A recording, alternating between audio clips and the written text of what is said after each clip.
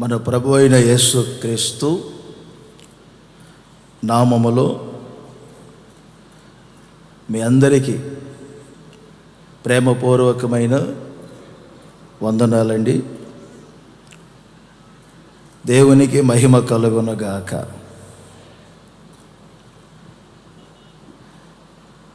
గత రాత్రి అద్భుతముగా ఆశీర్వదించిన దేవుడు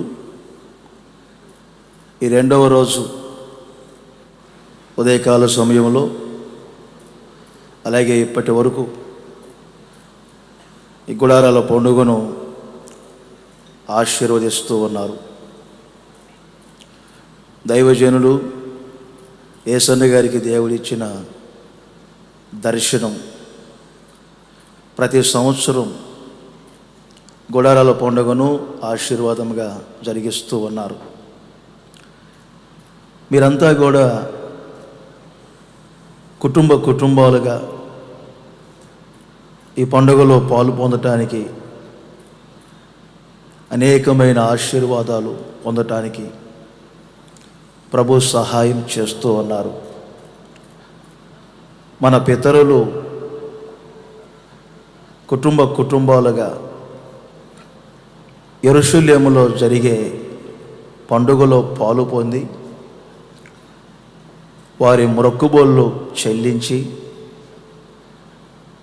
కొన్ని నూతన నిర్ణయాలు తీసుకొని మరలా వారి ప్రాంతాలకు తిరిగి వెళ్ళేవారు. ఆ సంవత్సరం అంతా మన పితరులను, వారి కుటుంబాలను దేవుడు ఆశీర్వదించేవారు. అలాగే ఈ పండుగలో అనేకులు మీరు పాలు పొందటం, సంవత్సరమంతా ఆశీర్వాదాన్ని అనుభవించటం సేవకులముగా మేము వ్యక్తిగతంగా ప్రత్యక్షంగా చూస్తూనే ఉన్నాము. మీరందరూ కూడా దేవుని వాక్యానికి చాలా ప్రాధాన్యత ఇస్తున్నారు. అందుకే మీ ఆశకు తగినట్లు నిలబడేది ఏ సేవకులైనా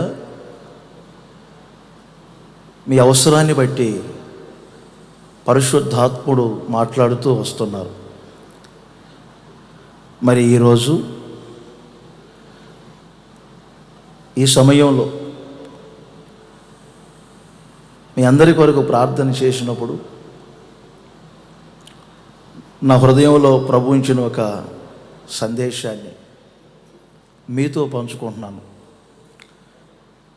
మరింత జాగ్రత్తగా దేవుని వాక్యాన్ని వినాలని ప్రేమపూర్వకంగా తెలియచేస్తున్నాను. సేవకులుగా మా హృదయాలలో చాలా మాటలు ఉంటాయి, సిద్ధపరుచుకున్న సందేశాలు ఉంటాయి. కానీ మీ కొరకు ప్రార్థన చేసినప్పుడు ఆ సందర్భాన్ని బట్టి ప్రభు ఒక ప్రేరేపణ కలుగజేస్తారు. ప్రేరేపింపబడిన మాటలు మీరు ఈ సమయంలో వింటున్నారు అనే సంగతి వాస్తవం. కుటుంబ ఆశీర్వాద సందేశం. ఈ సందేశంలో నేను, నా ఇంటివారు అని మీరు అనుకోవాలి. సేవకునిగా నేను చెప్పాలి. ఏకవచనం. నీవు, నీ ఇంటివారు. ప్రభు నన్ను ప్రేరేపించిన మాటలు మీ జీవితాలకు, కుటుంబాలకు ఆశీర్వాదముగా ప్రభు మార్చునుగాక. సమూయేలు 2వ గ్రంథం 6వ అధ్యాయం. మనందరికీ బాగా సుపరిచయమైన మాట. నేను చెప్పుకుంటూ వెళ్తాను, మీరు వాక్యాన్ని వెంబడిస్తూ రండి. వీలైనంత వరకు అక్కడ వ్రాయబడిన మాటలు నేనే చెప్తాను. 11వ వచనం చివరి మాట. దేవుడు అతని ఇంటి వారినందరినీ ఆశీర్వదించెను. మరొకసారి చెప్తున్నానండి, దేవుడు అతని ఇంటి వారినందరినీ ఆశీర్వదించెను. భౌతిక జీవితంలో మీరు ఒక ఇంటివారు. ఇంకొక 2 రెఫరెన్సులు కూడా ఇస్తాను. మన పితరులతో దేవుడు మాట్లాడేటప్పుడు ఇర్మియా గ్రంథం 2వ అధ్యాయం 4వ వచనాన్ని నోట్ చేయండి. మరలా చదివిన వాక్యంలోనికి వద్దాం. యాకోబు ఇంటి వారులారా, 2 క్రింద ఇశ్రాయేలు ఇంటి వారులారా. యెషయా ప్రవచన గ్రంథం 46:3లో కూడా ఇదే మాట వ్రాయబడింది. యాకోబు ఇంటి వారులారా, ఇశ్రాయేలు ఇంటి వారులారా. ఇంట్లో ఉన్నటువంటి ఒక వ్యక్తిని ఆ పేరు పెట్టి ఆ ఇంటి వారందరినీ సంబోధిస్తూ మాట్లాడుతారు ప్రభు. ఇప్పుడు నేను చెప్తున్నాను ఒక మాట. ఒక భర్త ఉన్నారు అనుకోండి, ఇక్కడ ఆ భర్త గారు నేను నా ఇంటి వారు అనుకుంటారు. భార్య కూడా అలాగే చెప్తారు, నేను నా ఇంటి వారు. తల్లిదండ్రులు రాకుండా పిల్లల వరకే వచ్చారనుకోండి, వారు అనుకుంటారు మేము మా ఇంటి వారు. ఈ లోకంలో జీవించే జీవితంలో మీరు మీ ఇంటి వారు. పౌలు గారు వ్రాస్తూ ఎఫెసీ పత్రికను 2వ అధ్యాయం 19వ వచనంలో ఇలా అంటారు, పాత నిబంధన పరిశుద్ధులను, క్రొత్త నిబంధన సభ్యులైనటువంటి మనలను మీరందరూ ఇప్పుడు ఏక పట్టణస్థులు అని పైన వ్రాస్తూ 19వ వచనంలోనే ఇలా అంటారు, మనమందరము ఇప్పుడు దేవుని ఇంటి వారము. ఒక ఇల్లు ఎలా ఆశీర్వదించబడాలి, ఏ ఏ కోవలలో వారు నడిపించబడాలి. ఈ రోజుల్లో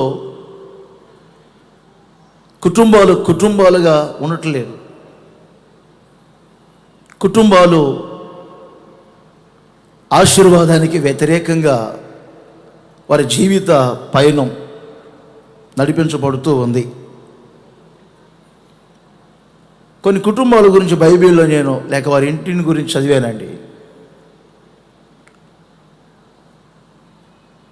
ఏలి కుటుంబాన్ని గురించి నేను చదువుతుంటే బైబిల్లో ఆ కుటుంబ సభ్యులకు దేవుడు ఇచ్చినటువంటి యాజకత్వాన్ని కోల్పోయారు. సౌలు కుటుంబాన్ని గురించి చదివాను. సౌలు కుటుంబ సభ్యులందరూ చనిపోయినట్లుగా బైబిల్ చెప్తుంది. మెఫీబోషెత్ అనే వ్యక్తి కూడా అంటారు, నేను ఒక్కనే మిగిలాను అంటాడు. తర్వాత చరిత్ర చదివితే తాను చనిపోయాడు. అంటే కుటుంబ వ్యవస్థ ఎలా నడిపించబడుతుంది ఒకసారి ఆలోచన చేయాలి. గిద్యోను కుమారుడు ఒక వ్యక్తి చేసిన దాన్ని బట్టి కుటుంబ సభ్యులందరూ మృత్యువాత పడ్డారు. యేసు ప్రభు సశరీరిగా సంచరించే రోజుల్లో కూడా ఒక ఇంటిలోనే 5గురు విరోధంగా ఉంటారని చెప్పారు. తండ్రికి కుమారుడుకు విరోధం, తల్లికి కుమార్తెకు విరోధం, అత్తకు కోడలకు విరోధం. నేటి ప్రపంచంలో కూడా మనం అదే చూస్తాం. గ్రామాలు కలిసి మెలిసి ఉండే పరిస్థితులు ఈ రోజున గ్రామాల్లో మనకు కనబడట్లేదు.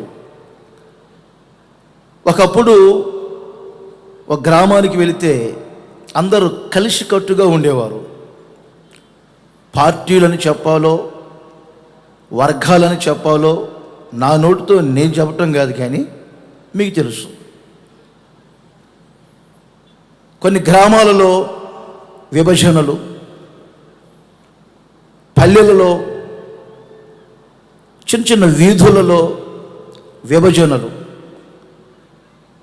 ఒక కుటుంబ సభ్యుల్లోనే భయంకరమైనటువంటి విభజనలు. ప్రియమైన సహోదరులారా, భౌతికమైన ఇంటివారు కానీ ఆత్మ సంబంధమైన ఇంటివారు కానీ బైబిల్లో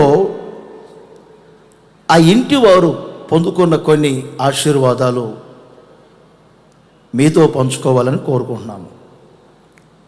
మరొకసారి ఆ మూలవాక్యాన్ని మీరు చూడండి.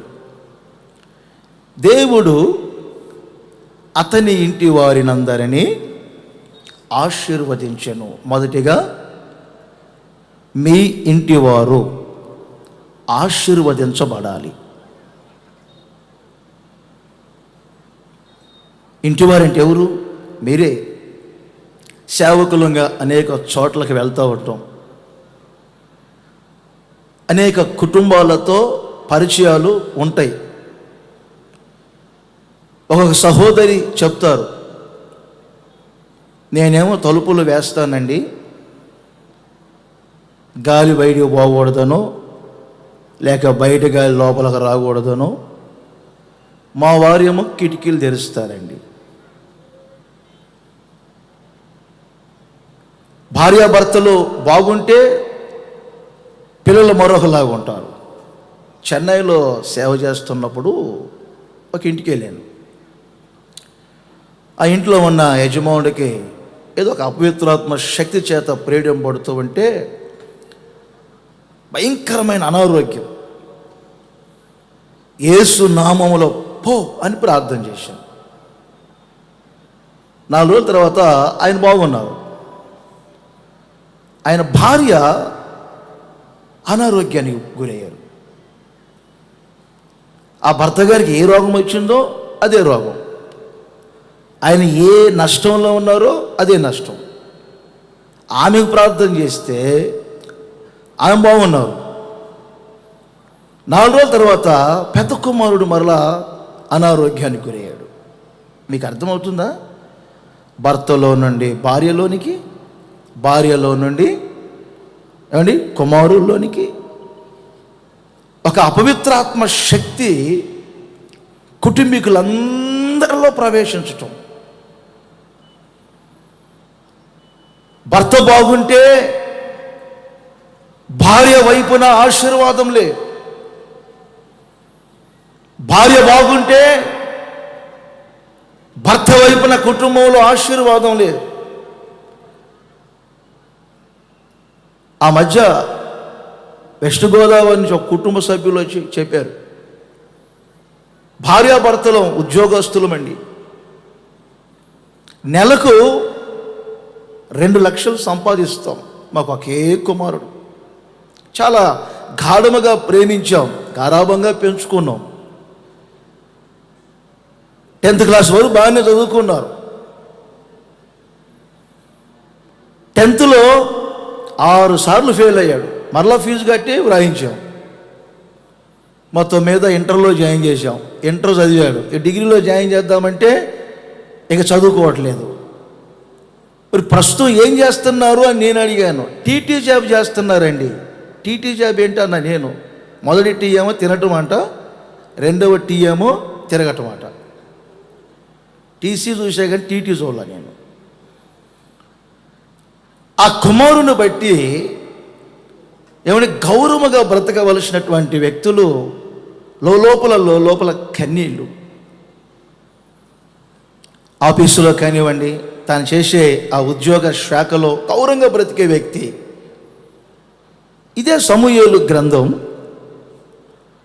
6వ అధ్యాయంలోనే మీరు 20వ వచనాన్ని నోట్ చేసుకోండి. దావీదు కుటుంబాన్ని గురించి కొంచెం ఆలోచన చేద్దాం. ఇదిగో మనం ఇప్పుడు ఏ విధంగా వేదిక పైన సేవకులు మేము పందిరిలో మిమ్మల్ని అసలు ఎవరు ఆపలేరు, శక్తి కొలది పరిశుద్ధాత్మలో హర్షిస్తున్నారు. మీ ఆనందానికి మీ సంతోషానికి అవధులు లేవు. దావీదు కూడా నిబంధన మందస్తము ఎదుట దేవుని సన్నిధిలో శక్తి కొలది నాట్యం ఆడుతున్నారు, గంతులు వేస్తున్నారు, పరవశిస్తున్నారు. పరవశించి కనబడిన జనులందరినీ దీవించారు. 20వ వచనములో తన ఇంటి వారిని దీవించాలని వెళ్ళాడు.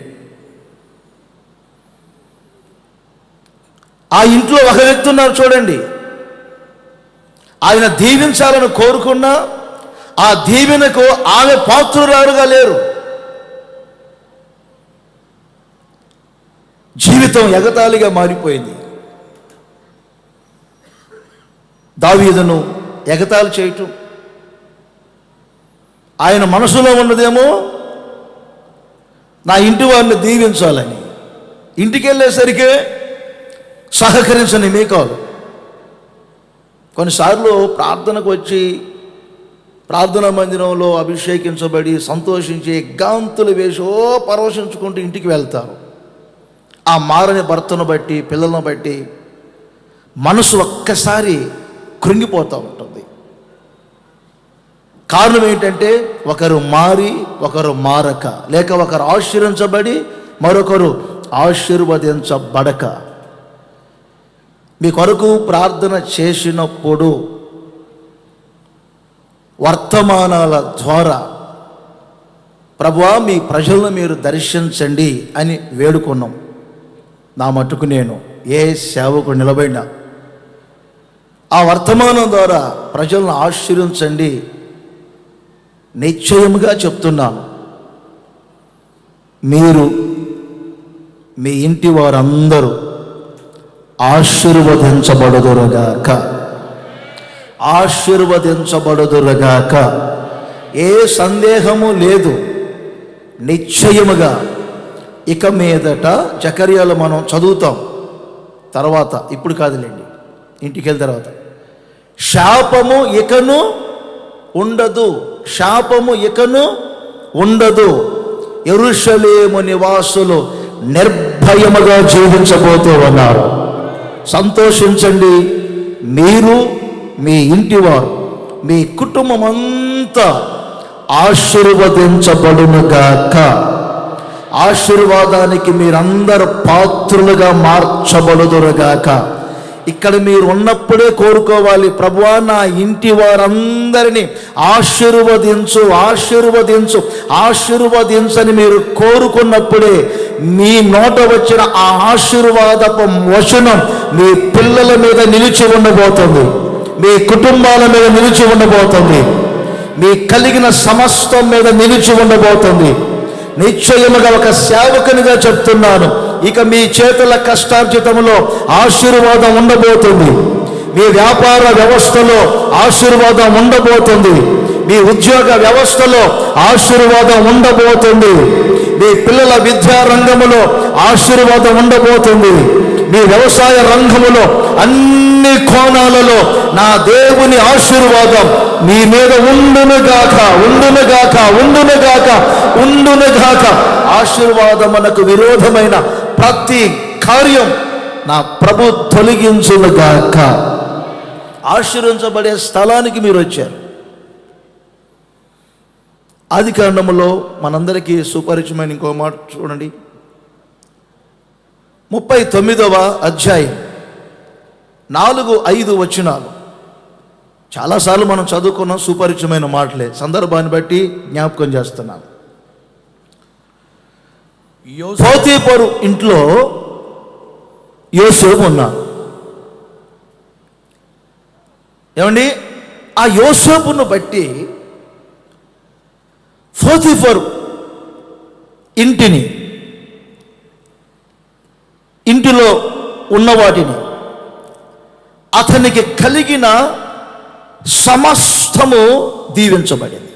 ఇంటిలో దీవెన, పొలములో దీవెన, ప్రతి విషయములో ఆశీర్వాదం.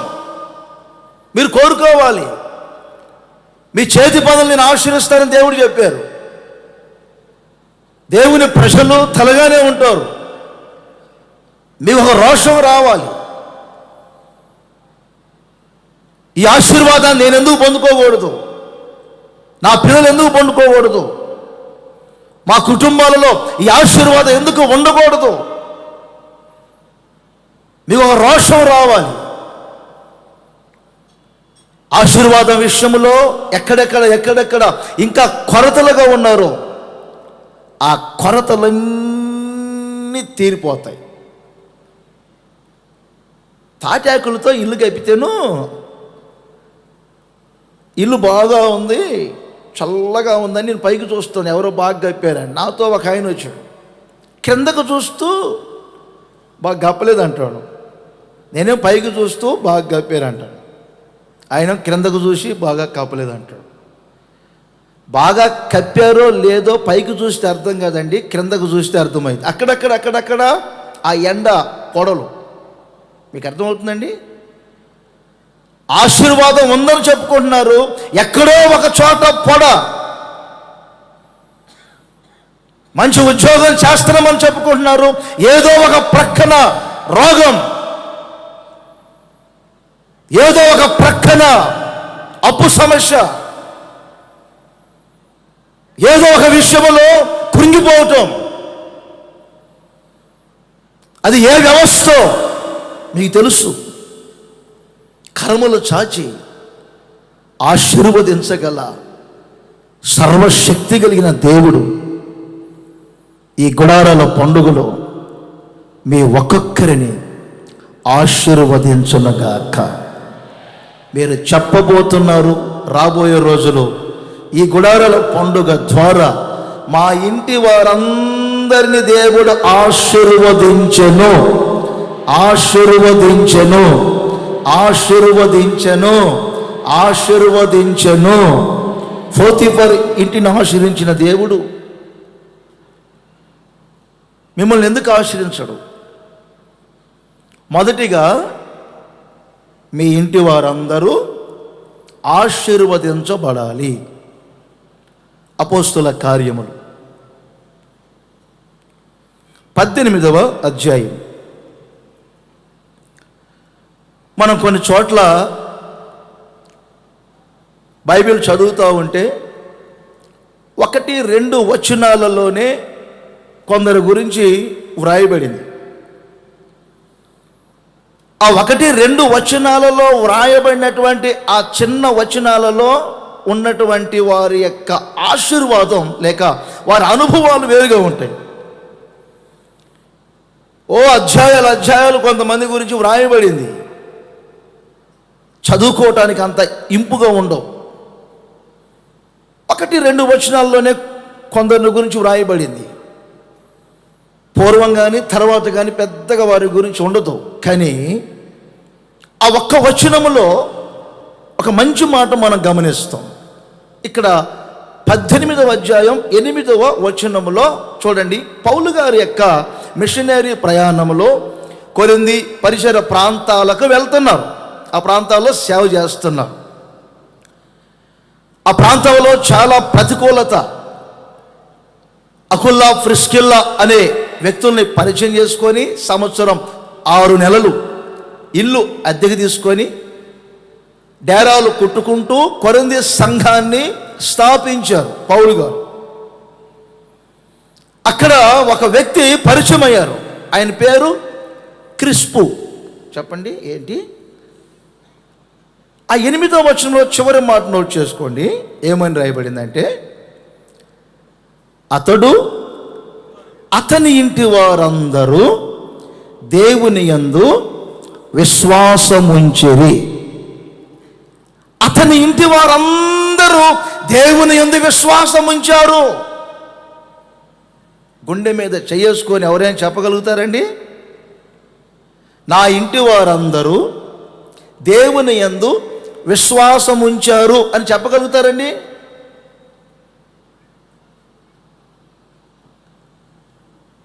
భార్య విశ్వాస అయితే భర్త అవిశ్వాసి. వీరిద్దరూ విశ్వాసి అవిశ్వాసులు అయితే పిల్లలు పిశాసులు.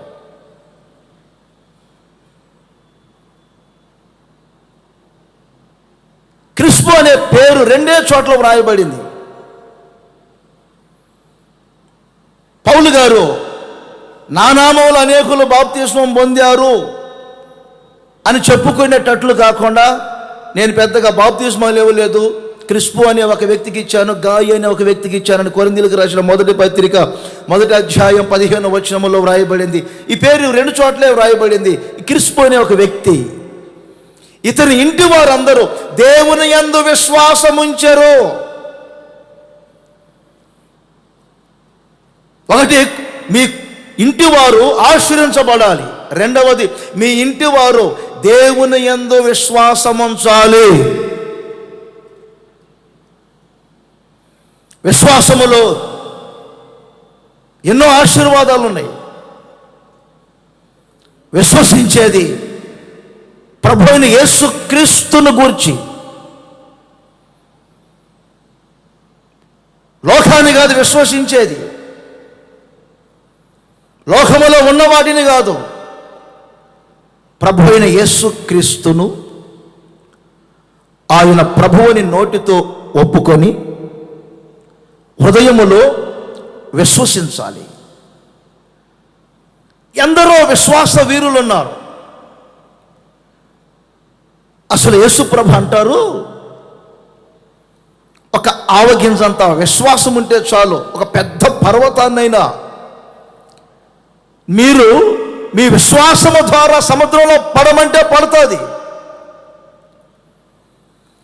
విశ్వాసం గురించి రకరకాలుగా ఉన్నాయి. అవిశ్వాసాలు ఉన్నాయి, అల్ప విశ్వాసాలు ఉన్నాయి, విశ్వాసము ఉంది, ఏమండి, గొప్ప విశ్వాసం ఉంది, అతి పరిశుద్ధమైన విశ్వాసం ఉంది. రకరకాల మాటలు వ్రాయబడినాయి. కానీ ఇప్పుడు నేను చెప్పాలనుకున్నది ఏంటంటే, ఇంటి వారందరూ విశ్వాసం ఉంచారు. కోరుకోండి, నా ఇంటి వారందరూ విశ్వాసం ఉంచాలని. నిశ్చయముగా మీ ఇంటి వారందరూ దేవుని యందు విశ్వాసం ఉంచబోతున్నారు. ఎందుకో నన్ను ప్రభు ప్రేరేపించారు కనుకనే ఈ సందేశాన్ని మీ ముందు పెడుతున్నాను. సంవత్సరం ఆధ్యాత్మికంగా మీరు ఎదుగుతూ ఉంటారు. అలాగే చెప్పే మాటలు కూడా ఆధ్యాత్మికమైన లోతుల్లోనికి మెట్టిమెట్టిగా మిమ్మల్ని తీసుకొని వెళ్ళాలి.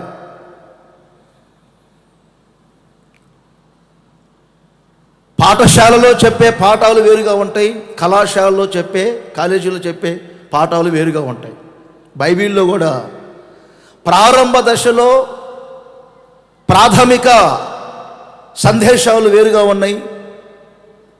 వారు రోజు రోజుకి ఆధ్యాత్మికముగా ఎదుగుతూ ఉన్నప్పుడు పౌలు గారు వారికి బోధించిన బోధలు వేరుగా ఉంటాయి. వెళ్దాం ముందుకు. ఇలా ఎవరైనా ఉన్నారా? ఇంటి వారందరూ విశ్వాసం ఉంచిన వారు.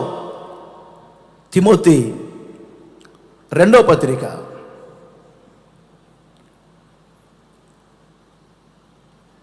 1వ అధ్యాయం 5వ వచనాన్ని మీరు నోట్ చేసుకోండి. తిమోతి ఒక మంచి సేవకుడు. దైవజనుడైన పౌలు గారికి బాగా ఉపయోగపడినటువంటి వ్యక్తి. తిమోతిలో చక్కని లక్షణాలు మనకు కనబడతాయి. ఈ తిమోతి కూడా ఒక యూదురాలు కుమారుడని, ఆయన మిషనరీ ప్రయాణంలో ఒక ప్రాంతానికి వెళ్ళినప్పుడు ఈ తిమోతి కనిపించారు. ఒక విశ్వాసి, సహోదరుల ద్వారా మంచి సాక్ష్యము పొందినవాడు. తండ్రికి కుమారుడు ఎలా పరిచర్య చేస్తారో తిమోతి పౌలు గారికి అలా చేశారు. సంఘాలు కదిలించబడుతూ ఉంటే తిమోతిని పంపిస్తే స్థిరపరుస్తారు. సంఘాల నిమిత్తం నిజముగా చింతించేవాడు తిమోతి. అందరూ సొంత కార్యాలు చూసుకుంటూ ఉంటే సంఘ కార్యాలను చూసుకునే వ్యక్తి పౌలు గారి ప్రయాణాలలో కానీ ఆయన పరిచర్యలో చాలా తోడ్పడిన వ్యక్తి. అందుకే పౌలు గారు కొన్ని పత్రికలు రాసేటప్పుడు తిమోతి పేరును కూడా లింక్ చేశాడు. ఒకసారి మీరు ఆలోచన చేయాలి. జత పనివాడుగా ఏ స్థాయికి వచ్చాడో. సరే, ఇతని పూర్వపు చరిత్ర మనకు ఈ 2 వచనాల్లో కనపడుతుంది, 5, 6 వచనాలలో. ఈయనలో దైవజన పౌలు గారు ఒక నిష్కపటమైనటువంటి విశ్వాసాన్ని చూశాడు. నీలో కల్మషము లేని ఒక విశ్వాసం కనపడుతుంది తిమోతి. ఒక పరిశుద్ధమైన విశ్వాసాన్ని చూస్తున్నాను. విశ్వాసంలో చాలా మంది లోపాలుగా బ్రతుకుతున్నారు. పేరుకు విశ్వాసులని చెప్పుకుంటున్నారు, కానీ విశ్వాసానికి వ్యతిరేకంగా బ్రతికినటువంటి వ్యక్తులు లేకపోలేదు. యేసు ప్రభుతోనే తిరిగి నడిచిన వ్యక్తి. తోమాలో అవిశ్వాసం ప్రవేశించలేదా? పేతురులో అల్ప విశ్వాసం ప్రవేశించలేదా? ఒక స్వచ్ఛమైన విశ్వాసం, పరిశుద్ధమైన విశ్వాసం తిమోతిలో కనబడింది అని పౌలు గారి కింద అంటారు. ఈ విశ్వాసం మొదట ఎక్కడ ప్రారంభమైంది తెలుసా? నీ అవ్వ అయిన లోయలోను, తన దగ్గర నుండి నీ తల్లి అయిన యూనికేలోను, చివరికి నీలో కూడా వహించుచున్నది. ఒకసారి మీరు ఆలోచన చేయాలి. అంటే లోయి తన అవ్వ వారసత్వంగా విశ్వాసాన్ని తన కుమార్తెకి ఇచ్చారు. ఈ రోజుల్లో చాలామందిని చూస్తున్నాం. వారసత్వంగా ఏమిస్తున్నారు? ఆధోనిలో నేను ఉన్నప్పుడు 90 సంవత్సరాల వ్యక్తి చనిపోయాడు. ఆయన ఆదరణ కోవడానికి నేను వెళ్ళాను. కుమారుడు కుమార్తె అండి, వారి సంఘంలో మంచి సభ్యులండి. నాన్నగారు గురించి చెప్పండి అని మైక్ ఇస్తేను ఆయన కళ్ళ నిండా కన్నీళ్ళు పెట్టారు. నేను కాలేజ్ చేసే రోజుల్లో దేవుని గురించి పెద్దగా తెలియక నడిపించబడుతున్నప్పుడు మా నాన్నగారు నా మంచం దగ్గరకు వచ్చి ఆ 70 సంవత్సరాల వయసులో, 80 సంవత్సరాల వయసులో, 60 సంవత్సరాల వయసులో కూడా కళ్ళ నిండా కన్నీళ్ళు పెట్టి ప్రార్థన చేశారు. ఆయన కన్నీళ్ళు నా మీద పడేయి. ఈ ముసలోడికి ఏం పని లేదా, రాత్రి నన్ను నిద్రపోనివ్వట్లేదని విసుక్కున్నాను. కాలేజ్ చేసేటప్పుడు మా చెల్లి కూడా అలాగే ఉండేవారు. కానీ ఆ వయసులో ఉన్న తండ్రి తన కుమారుడు గురించి, తన కుమార్తె గురించి మంచం దగ్గరికి వెళ్ళి మధ్యరాత్రి కళ్ళలో కన్నీళ్ళు పెట్టి ప్రార్థన చేశారు. ఫ్రెండ్స్తో ఏదో ఫంక్షన్కి వెళ్ళి త్రాగి వస్తూ మురికాలలో పడ్డాడు. స్నేహితులందరూ గమనించుకొని వెళ్ళిపోయారు. ఆ మరుసటి రోజు ఉదయం కాలువ బాగు చేసే ఆ మున్సిపాలిటీ వాళ్ళు క్లీన్ చేస్తూ ఉంటేనండి ఈ వ్యక్తి ఆ కాలువలో పడి ఉన్నాడు. ఇదిగో ఇక్కడ వరకు మునిగిపోయాడు. ఈ ముక్కు కొంచెం తల మాత్రమే మునగలేదండి. ఆ కొంచెం మునుగుంటే ఆ రోజు చనిపోయాడు. అప్పుడు ఒక నిర్ధారణకు వచ్చాడు, నేను బ్రతికి ఉన్నానంటే మా నాన్న చేసిన కన్నీటి ప్రార్థన. నా ప్రియమైన సహోదరులారు, ఒకసారి మీరు ఆలోచన చేయండి. మా నాన్న నాకు ఆస్తులు రాసి ఇవ్వకపోవచ్చు. ఇలా చాలామంది గురించి చెప్తాను. మొన్న ఒక యవనస్తుడు మా నాన్న గురించి చెప్తున్నారండి. మా నాన్న చాలా భక్తిపరుడు, ప్రార్థనాపరుడు. స్థలాలు ఒకవేళ కొనిగిపోవచ్చు, పెద్ద పెద్ద భవనాలు కట్టించుకుపోవచ్చు, ఉన్నత స్థాయిలోనికి వచ్చేటట్లుగా విద్యారంగంలో మమ్మల్ని ముందుకు తీసుకెళ్ళకపోవచ్చు. కానీ మా నాన్నగారు భక్తి వారసత్వాన్ని నాకు ఇచ్చారు. మీ ఇంటి వారి కొరకు మీరు ఏం మిగులుస్తున్నారు? మంచిది. డాక్టర్ కావాలనో, కలెక్టర్ కావాలనో, ఏమంటే సాఫ్ట్వేర్ను చేయాలో, హార్డ్వేర్ను చేయాలో, పిల్లలు ఆశీర్వాదముగా ఉండాలని, విద్యారంగంలో దూసుకుపోవాలని కోరుకోవటం తల్లిదండ్రుల బాధ్యత. అదే సమయంలో పిల్లలకు మీ భక్తి యొక్క వారసత్వాన్ని ఇస్తున్నారా? తిమోతి, నీలో నివసిస్తున్న ఈ విశ్వాసం వారసత్వపరంగా వస్తుంది. డాక్టర్ల దగ్గరికి వెళ్తే యవనస్తులు ఈ రోజున టెస్ట్ చేసి, మీ అమ్మలో షుగర్ ఉందా, మీ అవ్వలో కానీ ఉందా, మీ తాతలో ఉందా, మీ నాన్నగారిలో ఉందా? అయ్యా షుగర్ టెస్ట్ చేయండి, బీపీ టెస్ట్ చేయండి అంటే, క్యాన్సర్ టెస్ట్ చేయండి అంటే తల్లి గురించి, తండ్రి గురించి, నాన్న గురించి, అమ్మ గురించి మాట్లాడతారు. ఏంటంటే అది వారసత్వంగా వచ్చింది నీకు. ఇందుమూలాన మనకు అర్థమైంది ఏంటి? కొంతమంది తల్లిదండ్రులు వారి కుటుంబానికి లేక వారి ఇంటి వారికి ఇది రోగాలను వారసత్వంగా ఇస్తున్నారు. కాదండి. తిమోతిలో నివసిస్తున్న విశ్వాసం, దేవుని మీద ఉన్న ఆ పరిపూర్ణమైన నమ్మిక, ఇది నీ అవయైన లోయలో ఉన్నది. ఆ తల్లి గురించి బైబిల్లో మనకి ఎక్కడా కనపడదండి, ఆ వచనాల్లోనే కనపడుతుంది. వాళ్ళ పేర్లు ఏమంటే, వాళ్ళ అమ్మగారి గురించి మనకు పెద్ద కనపడండి. బైబిల్లో ఒక వచనంలోనే వ్రాయబడింది, నీ తల్లి అయిన యూనికోలోను అది నీ వరకు వహిస్తుంది, నీలో కూడా నివసిస్తుంది. ఆ మంచి పదార్థమును, నీలో నివసిస్తున్న ఆ మంచి పదార్థమును పరిశుద్ధాత్మ చేత కాపాడుకో. సందేహమే లేదు. మీరు మీ ఇంటివారు దేవుని యందు విశ్వాసం ఉంచబోతూ ఉన్నారు. ఎక్కడో కొడుతున్నారు, కొట్టమనేమో చెప్పం, కొట్టేదేమో గట్టిగా కొట్టరు.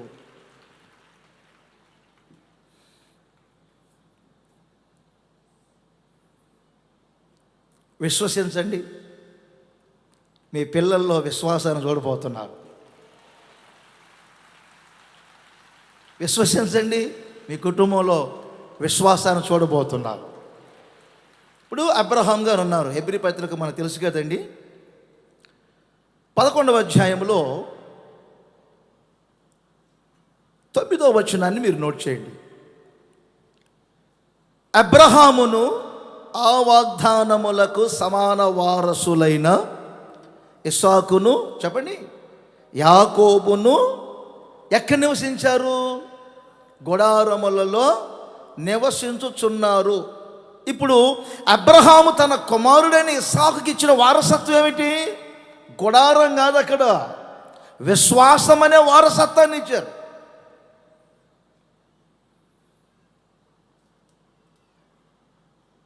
యేసన్న గారు వారసత్వం వారసత్వం వారసత్వం వారసత్వం అంటే మనిషికి ఒక మందిరం రాశారు యేసన్న గారు. మాకు ఎవరి పేరు ఉండదు మందిరాల మీద. విన్నారా? ఇది మినిస్ట్రీ, ఇది సంస్థ, ఇది వ్యవస్థ. మాకు ఆయన ఇచ్చిన వారసత్వం ఏంటంటే వారికున్న విశ్వాసాన్ని మాకు వారసత్వముగా ఇచ్చారు. గనుకనే మరొకసారి చెబుతున్నా, గనుకనే అనండి మీరు కూడా. గనుకనే వారికి ఇచ్చిన వారసత్వం, ఆ విశ్వాసం ఇస్సాకులో ఉంది కనుక ఆ ఇస్సాకులో ఉన్న వారసత్వం యాకోబులో ఉన్నది కనుక యేసన్న గారిలో ఉన్న ఆ విశ్వాసం, దృఢ విశ్వాసం ఏమండి మా వరకు వహించుచున్నది గనుక గుడారాల పండుగలను దేవుడు ఆశీర్వాదకరంగా జరిగిస్తున్నారు. కూర్చున్న వాళ్ళం బాగానే కూర్చుంటాం, బస్సులో, ఓల్వో బస్సులో డ్రైవింగ్ చేసేవాళ్ళ ఉంటుంది, వాడు బాగానే తీసుకెళ్తున్నాళ్ళే అని చెప్పి మనం మౌనం కూర్చుంటే హుషేన్ సాగర్లో పెట్టాడు ఒకసారి బస్సుని. అవునా? అలాగే నాయకుల్లో ఏమి లేదనుకోబాకండి, నాయకత్వం చాలా అవసరం. ఆ నాయకత్వాన్ని బట్టే యేసన్న గారే చెప్పిన, వారి నోట నుంచి చెప్పిన మాటలు, 3 నాయకులు ఉంటే చాలు, 5 నాయకత్వం ఉంటే చాలు, 7 నాయకత్వమే చాలు, వారి ద్వారా ప్రపంచాన్నే పిడికిలలో పట్టుకోవచ్చు. నాయకత్వాన్ని గురించి మాట్లాడారు. ఇప్పుడు ఏ వారసత్వం ఇచ్చారు? అబ్రహాము. ఓ మెరిసిపోతా ఉంటాం లాలు చీలేసుకొని. వింటారండి? మాకేమన్నా కోట్ల ఆస్తి ఉంటుంది అంటారా? లేకపోతే ఏమన్నా పెద్ద పెద్ద అకౌంట్లు పెట్టుకొని లక్షలు పంపించండి అనే పథకాలు ఏమన్నా అనుకున్నారా? మాకున్న వారసత్వం ఒకటేనండి, విశ్వాసం.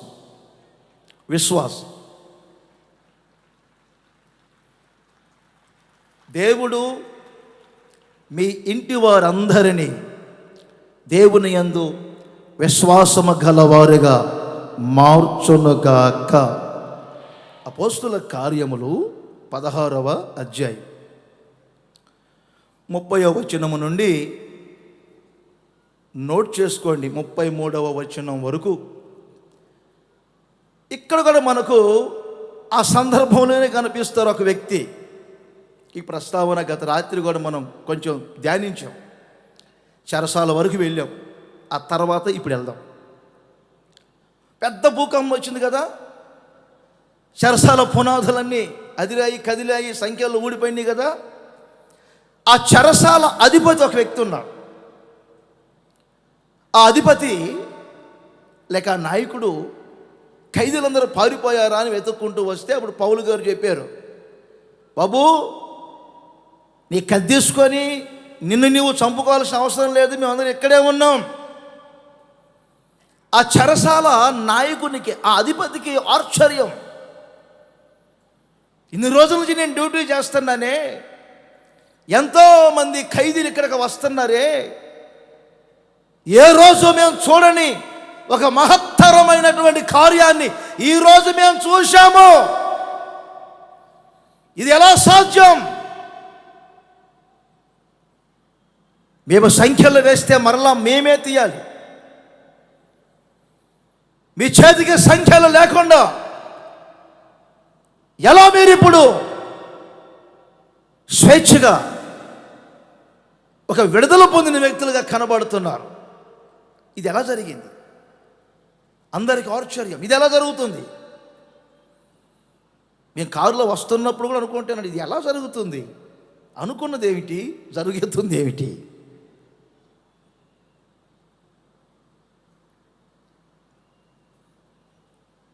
ఇంత జనం అని ఇక్కడ ఉన్నారా? రోడ్డు మీద మళ్ళీ ఇంత జనం ఉన్నారు. బోర్లు కొనేవాళ్ళు బోర్లు కొంటున్నారు, చెరుకులు కొనేవాళ్ళు చెరుకులు కొంటున్నారు. ఏమండి, నేను నవ్వుకుంటూ వస్తాను. ఇందాక పెంతుకోస్తులకు చెంపిన్నులు వద్దు అని మేము చెబుతాడు, చెంపిన్నులు అన్నీ పెట్టి అమ్ముతాను, పూసల దాంట్లన్నీ, చెరుగ్గాళ్ళు, ఆడపిల్లలు వేసుకునే సున్నీలు, లుంగీలు, ఏంటో నాకు అర్థం కావట్లేదు. ఇది పెద్ద సూపర్ మార్కెట్ అయిపోయింది. బర్మా బజార్ చెన్నైలో ఒకటి ఉంది. సరే, ఏంటి రాబోయే రోజులు 150 ఎకరాలని చెప్పారు కదా రాత్రి. 150 కాదు, ఇక రాబోయే రోజులు ఎంతవరకు వెళ్తుందో నాకే అర్థం కావట్లేదు. ఎంతవరకు వెళ్తుందో అర్థం కావట్లేదు. దేవుడే నడిపించునుగాక. ప్రభు అయిన యేసుక్రీస్తు వలన ఇదిగో ఈ మహత్తరమైన శక్తిగల కార్యం జరిగింది. మా సంఖ్యలు ఊడిపోవటానికి, భూకంపాలు కలగటానికి ఇవన్నీ. అవునా? అసలు ఇవన్నీ ఎందుకు జరిగినాయి బాబు? మా సంఖ్యలు ఊడిపోవటానికి, లేకపోతే మాకేదో చేయటానికి కాదు ప్రభు ఇక్కడ అద్భుతం చేసింది. నీ కొరకు చేశారు. ఆ చెరసాల అధిపతి ఆ రోజున పౌలు గారిని ఇంటికి తీసుకొని వెళ్ళారు. ఆయన గాయాలని కడిగారు. ఆ రోజున పౌలు గారు యేసుక్రీస్తు గురించి చెప్పారు. ఏమండి, ఆ రోజు ఒక్క రోజు సువార్త విని 3 రోజులు వింటున్నారు. రోజుకి 5 ప్రసంగాలు వింటున్నారు, 6 ప్రసంగాలు వింటున్నారు, గంటలు చెప్తా ఉన్నారు. ఆ రోజున ఆ గడియలో ఒక సందేశం 4 మాటలు పౌలు గారు బోధిస్తూ ఉన్నప్పుడు ఆ చెరసాల అధిపతి హృదయంలో నొచ్చుకున్నాడు. రక్షణ పొందుటకు నన్నేం చేయమంటారు?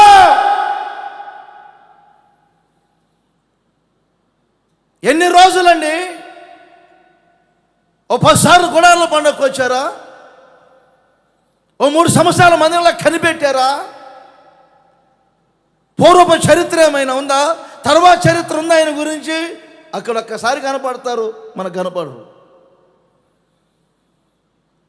రక్షణ పొందుటకు నన్ను ఏం చేయమంటారు? పౌలు గారు అంటారు, ప్రభు అయిన యేసుక్రీస్తునందు విశ్వాసముంచు, అప్పుడు నీవును నీ ఇంటి వారును. 3వ మాట నేను చెప్తుంది, నీవును నీ ఇంటి వారును రక్షణ పొందుదురు. రక్షణ పొందుదురు. మీ ఇంటి వారందరూ రక్షణ పొందుదురుగాక. రక్షణ పొందుదురుగాక. ఆమెనండి. కుడి హస్తం పైకెత్తి అందరూ ఆమెనండి. ఎవరెవరు ఇంకా అడ్డాల తిరుగుతున్నారు మీ ఇంట్లో అనకూడదు, ఈ మాట అంటున్నాను. వారందరూ రక్షణ పొందుదురుగాక. కుడి హస్తం ఒక్కసారి పైకెత్తి వారిని జ్ఞాపకం చేసుకోండి. ఒక్కసారి జ్ఞాపకం చేసుకోండి. ఒక్క నిమిషం అందరూ జ్ఞాపకం చేసుకోండి. హస్తం పైకెత్తి, నా కుమారుడు లేక నా కుమార్తె, లేకపోతే నా బంధువులలో పలాని వ్యక్తి, మా చిన్నమ్మ, మా నాన్నగారు, మా అమ్మగారు, ఇంకా రక్షణ లేదు, రక్షణ లేదు, రక్షణ లేదు, రక్షణ లేదు. ప్రభువా, ఈ రోజున దైవ సేవకుల నోట మీరు పలికిస్తున్నారయ్యా, ఇంటి వారందరికీ రక్షణ కలుగుతుందని. నేనే రక్షణ పొందాను, నా ఇంటి వారు రక్షణ పొందలేదయ్యా. ఇంత గొప్ప రక్షణను నా పిల్లలు నిర్లక్ష్యం చేస్తున్నారయ్యా. నా కుటుంబ సభ్యులు నిర్లక్ష్యం చేస్తున్నారయ్యా. ఇంత గొప్ప రక్షణ త్రోసివేస్తున్నారయ్యా. ఒక్క నిమిషమే కోరుకున్నారా? సేవకునిగా నా నోట వచ్చిన మాట మీ జీవితంలో ప్రభువు స్థిరపరుచునుగాక. మీ ఇంటి వారందరికీ రక్షణ కలుగునుగాక. రక్షణ పొందుదురుగాక. రక్షణ పొందుదురుగాక. అద్భుతం జరుగుతుంది, అద్భుతం జరుగుతుంది. మీకు తెలియకుండానే మీ పిల్లల జీవితంలో, మీ ఇంటి వారి జీవితంలో అద్భుతం జరుగుతుంది, జరుగుతుంది, జరుగుతుంది. ఈ ప్రార్థన ముగించేసరికి మీరు కళ్ళతో చూడబోతున్నారు ఆ కార్యాన్ని. గుడారాల పండుగ ముగించుకొని వెళ్ళేసరికే ఆ మార్పును మీ కుటుంబంలో మీరు చూడబోతున్నారు. మీ ఇంటి వారందరికీ రక్షణ కలిగినప్పుడే 33వ వచనంలో కూడా మనం మంచి మాట చూస్తాం. రక్షణలో ఉన్న ఆనందాన్ని ఇంటి వారందరూ పొందుతారండి. అప్పటి వరకు ఆనందం లే, కుటుంబంలో సంతోషములే. ఇంటి వారందరూ బాప్తిస్మం పొంది ఇంటి వారందరూ ఆనందించిరి. ఇంటి వారందరూ ఆనందించిరి. ఇది రక్షణలో దొరికే ఆనందం. బిర్యానీ ముందు పెట్టుకోండి. మామూలు బిర్యానీ కాదు, దమ్ బిర్యానీ. తినబోయేసరికే ఆస్తమా పేషెంట్ ఉంటాడు అక్కడ, గక్కుతాడు. ఇక చూడండి, ఇక తినబుద్ధి అవుతా. ఇంట్లో అలాగే ఆఫీస్ నుంచి ఇంటికి వచ్చేసరికి సంతోషంగా, అంతే, ఒక్క చూపుకే దిగిపోయింది అక్కడ బ్యాటరీ. ఒకరు సంతోషంగా ఉంటే ఒకరు సంతోషంగా ఉండవు. విశ్వసించండి, కుటుంబ ఆశీర్వాద సందేశం, ఫ్యామిలీ బ్లెస్సింగ్ మెసేజ్. మీ ఇంటి వారందరికీ నా ప్రభు రక్షణ కలగజేయునుగాక. అపోస్తుల కార్యముల్లోనే 11వ అధ్యాయం 14వ వచనం. కొర్నేలి ఇంటి దగ్గర నుంచి ఇద్దరు మనుషులు పేతురు దగ్గరికి వెళ్ళారు. చాలా జాగ్రత్తగా వినాలి. పేతురు ప్రార్థన చేసుకుంటూ ఉంటే ఆయనకు ఒక దర్శనం కలిగింది. ఆ దర్శనం యొక్క అర్థం తెలుసుకోలేక కిందకు వచ్చారు. ఇద్దరు వ్యక్తులు ఉన్నారు. కొర్నేలి దగ్గర నుంచి మేము వచ్చామండి అని చెప్పారు. ఆ మాటల సందర్భంలో పలాని పట్టణంలో కొర్నేలి అనే ఒక శతాధిపతి ఉన్నాడయ్యా, ఒక ఆఫీసర్ గారు. ఆయన తన కుటుంబం అంతా ప్రార్థన చేస్తున్నప్పుడు ప్రభుదూత ప్రత్యక్షమై ఆయనతో కొన్ని మాటలు చెప్పి మిమ్మల్ని ఇంటికి పిలిపించుకోమని చెప్పారు. దేవుడు సరిగ్గా వినాలి ఈ మాట. మిమ్మల్ని ఇంటికి పిలిపించుకోమని చెప్పారు. ఆ పరిసర ప్రాంతాల్లో ఎవరు లేరా? ఆ 14వ వచనాన్ని మరొకసారి చూస్తారా? ఏ మాటల వలన నీవు నీ కుటుంబ సభ్యులు రక్షణ పొందవలెనో పేతురనే దైవజనుడు ఆ మాటలు నీ ఇంట్లో బోధిస్తారు. పేతురు నోట ఉన్న మాట ఏమిటంటే ఆత్మక రక్షణ కలిగే మాట.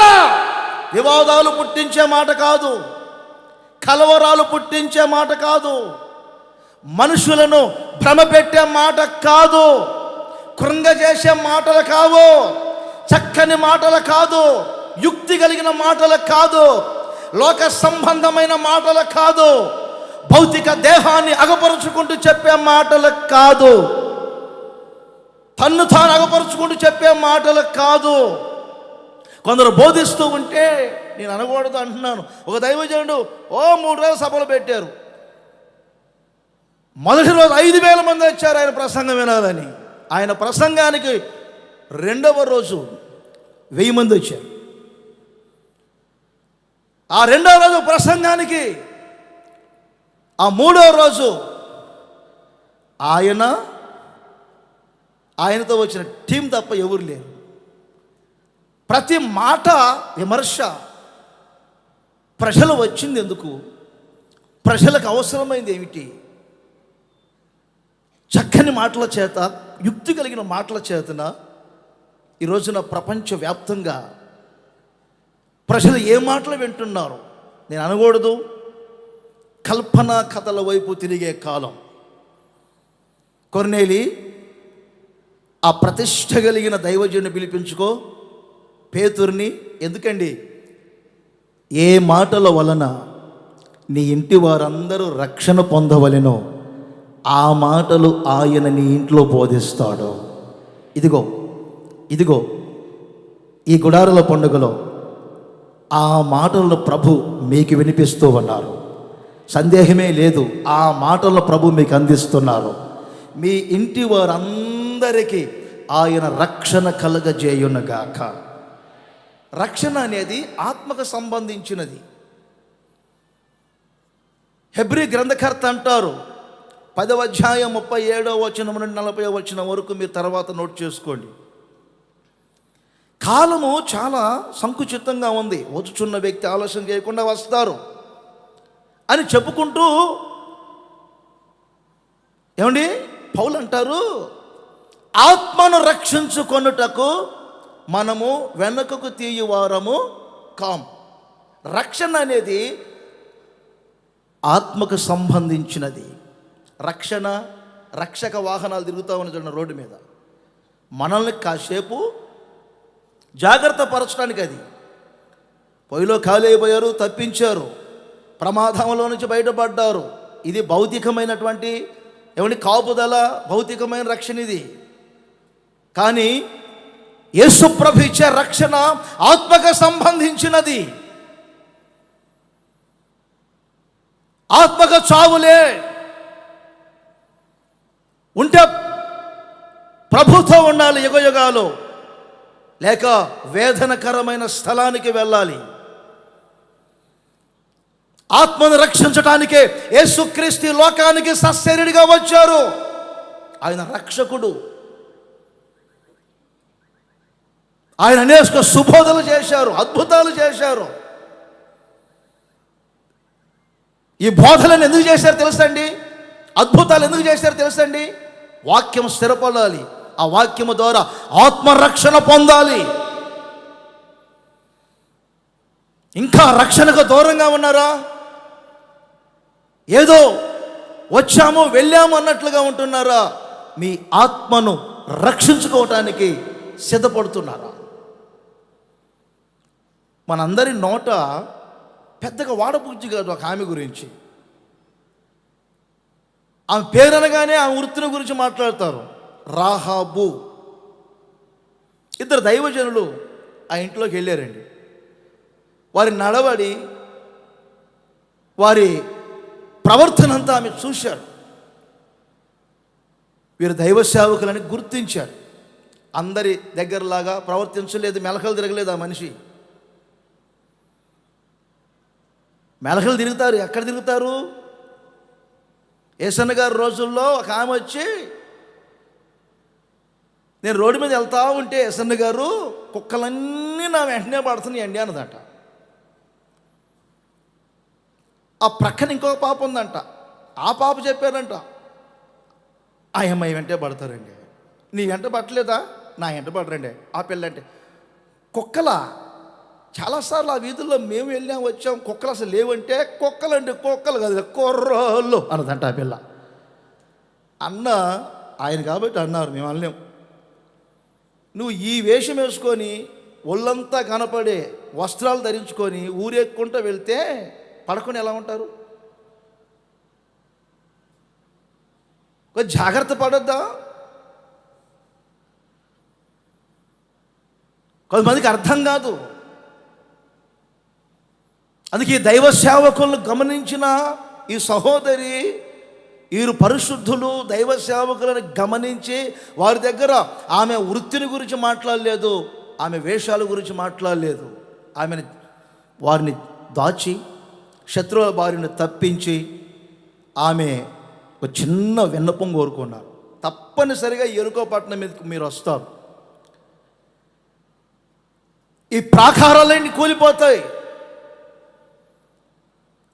ఈ పట్టణం అగ్ని చేత కాల్చబడుతుంది. మిమ్మల్ని గూర్చిన భయం మాకు ఉంది. మీ దేవుడు శక్తి కలిగిన దేవుడు. ఐగుప్తులో చేసిన అద్భుతాలను గురించి విన్నాను. మేఘస్తంభములు, అగ్ని స్తంభములు ఎలా ఆయన మిమ్మల్ని నడిపించారో, అడ్డగించిన ప్రాకారాలను ఎలా కూల్చివేశాడో, సముద్రాలను ఆరిన నేలగా మార్చారు. ఎదురొచ్చే ధైర్యం ఎవరికి లేదు. ప్రతి వారు దిగులు పడాల్సిందే, మీ ఎదుట గుండెలు వనకాల్సిందే. అయితే అయ్యా, ఒక చిన్న విన్నపం. అగ్నికి ఆహుతి అవుతున్న ఈ పట్టణంలో నుండి మీకు ఈ రోజున చిన్న ఉపకారం చేశాను కదా, నన్ను నా ఇంటి వారిని. ఆమె కోరుకున్న మాట, నన్ను నా ఇంటి. యెహోషువ గ్రంథం 2:18 మీరు నోట్ చేసుకొని తర్వాత చదువుకోనండి. ఈ దైవ సేవకులు కూడా అంటారు, మేము ఆ రోజున రాబోతున్నాం తల్లి, అప్పుడు నీ తండ్రి, నీ అన్నదమ్ములు, నీ అక్క చెల్లెళ్ళు, నీ కుటుంబ సభ్యులు, నీ ఇంటి వారందరూ ఇదిగో మేము ఏ దారాన్నైతే కట్టామో ఆ ఇంటనే ఉండండి. ఒక రోజు వచ్చింది, ఎరుకో పట్టణం అంతా అగ్నికి ఆహుతవుది. రాహాబు ఇంటి వారు మాత్రమే రక్షణ పొందారు, ఇశ్రాయేలీయులలో చేరారు. ఆ స్త్రీ లేకపోతే చరిత్ర ఎలా ఉండేదో. ఆమె కుమారుడే కదండి బోయాజు. ఆ బోయాజు వంశంలోనే కదండి దావీదు వచ్చింది. ఆ దావీదు వంశంలోనే కదండి యేసుక్రీస్తు సశరీరుడిగా ఈ లోకానికి వచ్చింది. ఒక ఆశీర్వదించబడిన చరిత్రగా ఆమె చరిత్ర మారింది.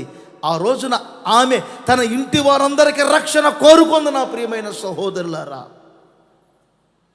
మీరు మీ ఇంటి వారు రక్షణ పొందుదురుగాక, రక్షణ పొందుదురుగాక, రక్షణ పొందుదురుగాక.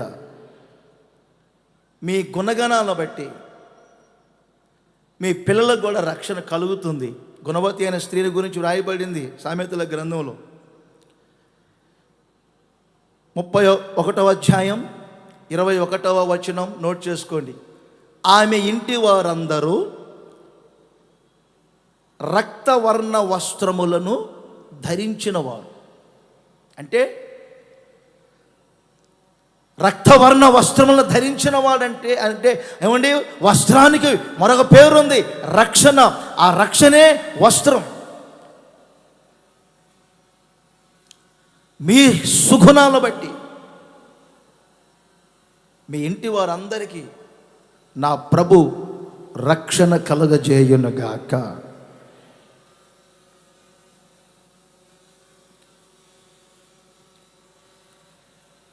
కొరింథీయులకు రాసిన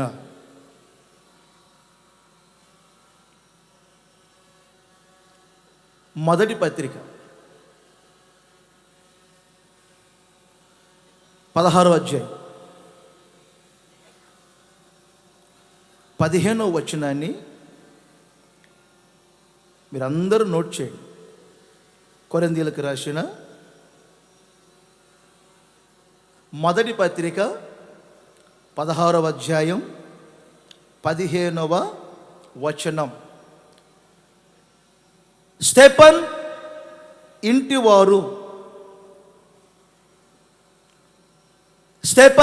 ఇంటివారు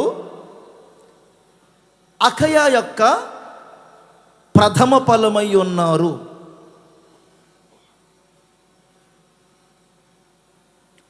పరిశుద్ధులకు పరిచర్య చేసిన వారు. స్టెఫన్ ఎవరు? అవన్నీ కాదు నేను ఇప్పుడు చెప్పాలనుకుంది.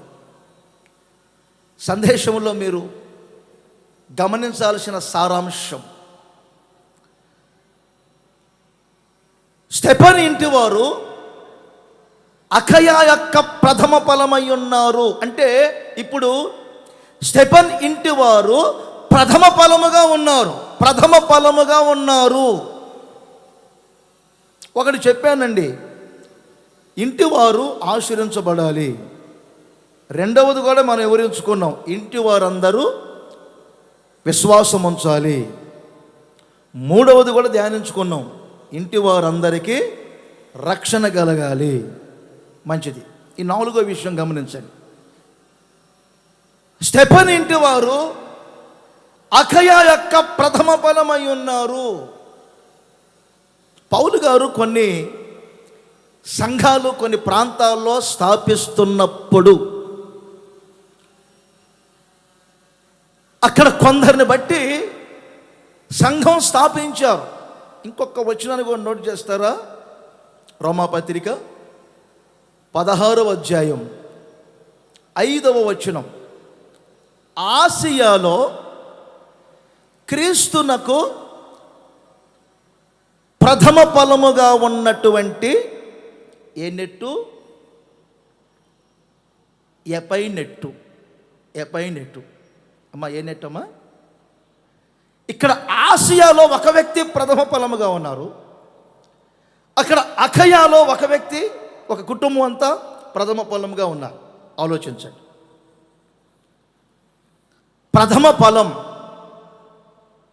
ఇంట్లో 2 పిల్లలు ఉంటే ప్రథమ ఫలమైనటువంటి పెద్దవాడిని జ్యేష్ఠుడు అంటారు, తెలుసు మీకు. చిన్నవాడిని కనిష్ఠుడు అంటారు.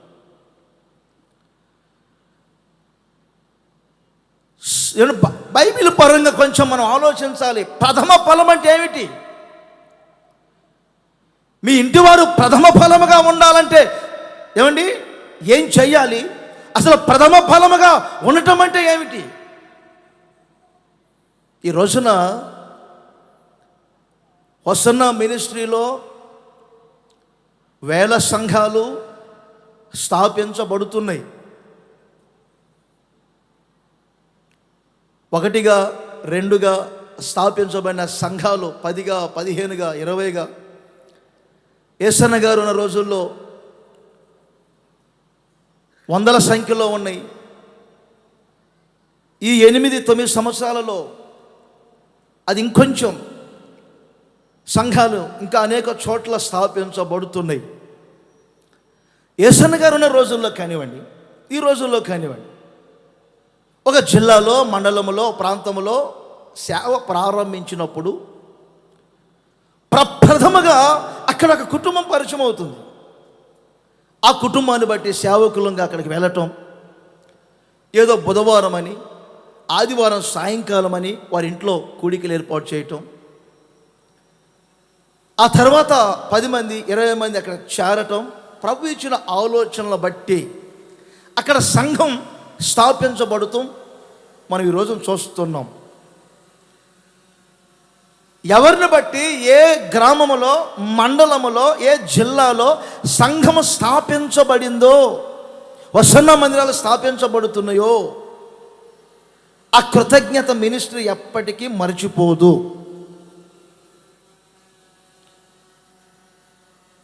రిటైర్ అయినప్పుడు వచ్చిన 4 లక్షల రూపాయల డబ్బు, మా ఊర్లో స్థలం కొనండియ్యా, మందిరం కట్టండి దేవునికి ఇచ్చినటువంటి వ్యక్తులు ఉన్నారు. ఆ ప్రాంతంలో వారు ఏమండి ప్రథమ ఫలం.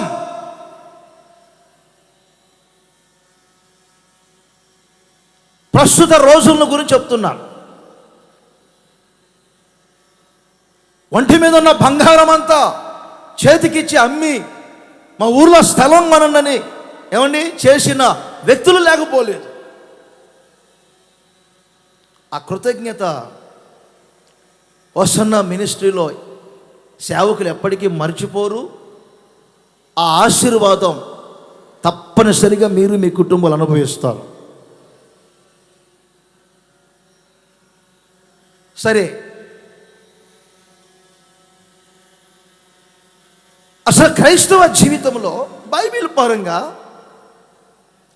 ప్రథమ ఫలం అంటే ఏమిటి?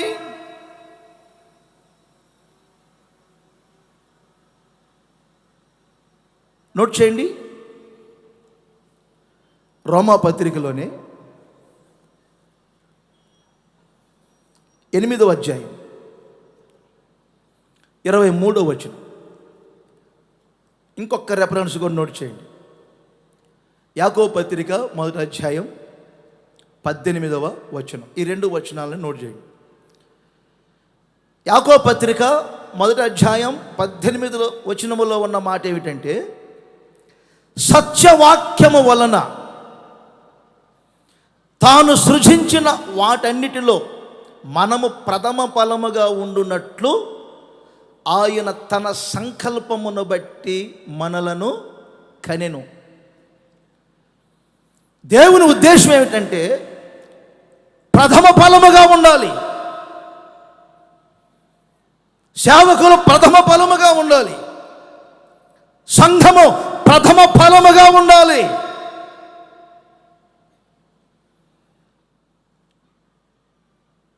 రోమపత్రికలో వ్రాయబడిన మాట, ఆత్మ యొక్క ప్రథమ ఫలము నొందిన మనము కూడా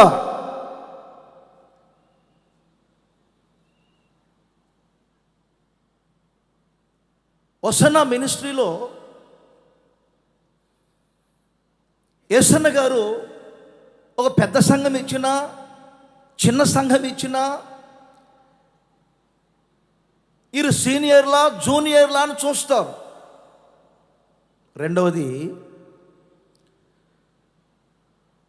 సీనియర్లైనా జూనియర్లకు ఉన్నటువంటి చక్కని క్వాలిటీ అంటే ఆ లక్షణం, ఆ స్వచ్ఛత లేకపోతే ఆ పెద్ద సంఘంలో పెట్టడానికి అనర్హులుగా భావించుకునేవారు. క్యారెక్టర్ చాలా ప్రాముఖ్యం, లక్షణాలు స్వభావాలు చాలా ప్రాముఖ్యం. నేను వేరుగా చెప్పట్లేదు, కానీ పూర్వం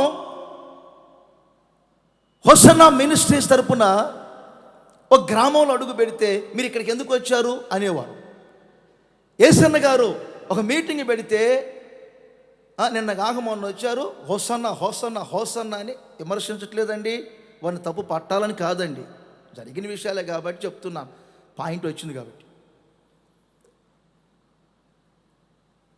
యేసన్న ఎవరు? గీసన్న ఎవరు? మీ ఎవరు? మీ 50 సంవత్సరాల చరిత్ర ఉంది మాకు. 100 సంవత్సరాల చరిత్ర ఉంది మాకు. మొన్ననే సిల్వర్ జూబిలీ చేసుకున్నాం, గోల్డెన్ జూబిలీ కూడా అయిపోయింది. 150 రెవా ఏసన్న గారు సంస్థ తగిలించుకొని ఉసూరుమూట సువార్థికుల్లాగా వెళ్ళేవారు. జూనియరే, కనిష్ఠులే. వాళ్ళ కనిష్ఠులైనా సరే బైబిల్లో చూడండి, ఏశావు జ్యేష్ఠుడే, యాకోబు కనిష్ఠుడే. మరి కనిష్ఠుడు జ్యేష్ఠుడు ఎందుకు అయ్యాడు?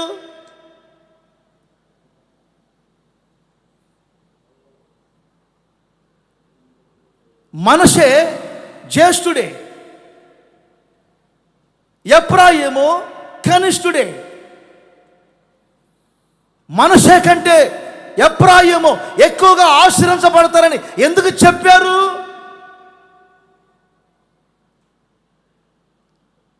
సీనియర్ సంఘాలు జూనియర్ సంఘాలని కాదు, సీనియర్ సేవకులు జూనియర్ సేవకులని కాదు. మనకు కావాల్సింది పరిశుద్ధాత్మ యొక్క ఆత్మ ఫలము పొందినవారు. ఆత్మ ఫలము పొందినవారు జ్యేష్ఠుల సంఘముగా మార్చబడబోతున్నారు. జ్యేష్ఠుల సంఘముగా మార్చబడబోతున్నారు. పరలోకమందు వ్రాయబడింది జ్యేష్ఠుల సంఘాన్ని గూర్చి.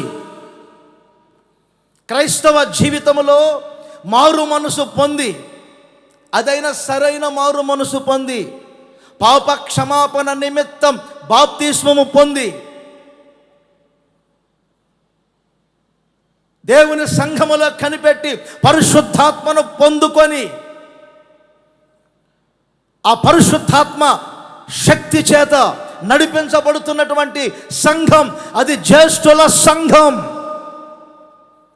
అది ప్రథమ ఫలం. ఈ గుడారాల పండుగలో నా దేవుడు మీ ఒక్కొక్కరి మీద పరిశుద్ధాత్మ యొక్క కొమ్మరింపు జరిగించబోతూ ఉన్నారు. మీ ఇంటి వారందరిని ప్రథమ ఫలముగా ఉంచబోతున్నారు. భౌతిక జీవితంలో మీరు ప్రథమ ఫలముగా ముందంజలోనే ఉండబోతున్నారు. ఆధ్యాత్మిక జీవితంలో కూడా నా దేవుడు మిమ్మల్ని ప్రథమ ఫలముగా మార్చబోతూ ఉన్నారు. జ్యేష్ఠులకు కలిగే శ్రేష్టమైన ఆశీర్వాదాలు నా దేవుడు మీ ఒక్కొక్కరికి ఇచ్చునుగాక. ఈ రోజున అనుభవిస్తుంది. 2 రెఫరెన్సులు నోట్ చేసుకోండి. ద్వితీయోపదేశకాండం 21వ అధ్యాయం 17వ వచనం. ఇశ్రాయేలీయుల యొక్క ఏమండి కట్టడల ద్వారా, వారికి దేవుడు ఇచ్చినటువంటి ఆ విధుల ద్వారా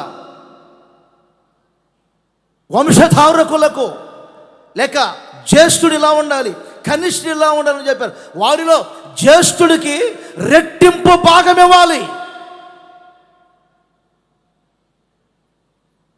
రెట్టింపు ఆశీర్వాదం, రెట్టింపు ఘనత. ఆధ్యాత్మిక జీవితంలో మీరు గమనించండి. నిత్యత్వంలోనికి వెళితే సియోనులో ఉన్నవారు యెరూషలేమును చూస్తారు. యెరూషలేములో ఉన్నవారు నూతన భూమిని, నూతన ఆకాశాన్ని చూస్తారు. కానీ నూతన భూమిలో ఉన్నవారు నూతన యెరూషలేములోనికి వెళ్ళలేరు. కొంచెం బైబిల్ పరంగా ఆలోచన చేయాలి. యాకోబు కుమారులందరికీ ఇచ్చిన స్వాస్థ్యం వేరు,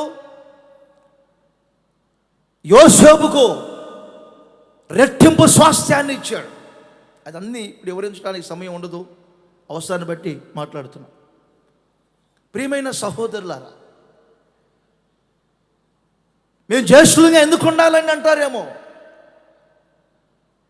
మేము ప్రథమ ఫలముగా ఎందుకు ఉండాలంటారేమో. ఉంటే రెట్టింపు భాగం, ఆ రెట్టింపు స్థలాలు పొందుకుంటారు. రాబు దినవృత్తాంతముల 2వ గ్రంథం 21వ అధ్యాయం 3వ వచనాన్ని చూడండి. 3వ వచనములో ఒక రాజుగారు జ్యేష్ఠుడైన తన కుమారునికి యెహోరాముకు రాజ్యమునిచ్చెను. ఇవన్నీ ఆధ్యాత్మికంగా మనం ఆలోచించాలి. రెట్టింపు అంటే యెరూషలేము, సియోను, ఆ రెట్టింపు భాగాలు.